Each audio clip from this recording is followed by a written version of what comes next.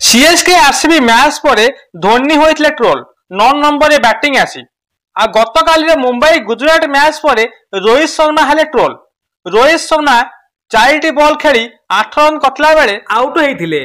धोनी को किए किए ट्रोल करी कहउचंती जे धोनी शेष 4टी बॉल खेले आसुचंती आ रोहित शर्मा प्रथम 4टी बॉल खेलिया पे आसुचंती। एबे रोहित शर्मा ट्रोल शिकार होइचंती। सीएसके मुंबई इंडियंस पाखरे आईपीएल 5 ट्रॉफी थिला बेले 2025 रे सीएसके 8 नंबर रैंकिंग थिला बेले मुंबई इंडियंस 9 नंबर रैंकिंग अछि। गतकाली रे खेला जायतिबा गुजरात एवं मुंबई मध्य मैच रे गुजरात प्रथम बैटिंग करी 8 विकेट हराई 106 रन कटला। मुंबई इंडियंस 6 विकेट हराई 160 रन कटला बेले गुजरात 36 रन ले एही मैच को जीति नेछि। गुजरात रो प्रसिद्ध कृष्णा 4 ओवर बोलिंग करी 18 रन दे 2टी विकेट नेटला बेले तांको मैन ऑफ द मैच घोषणा कराइछि।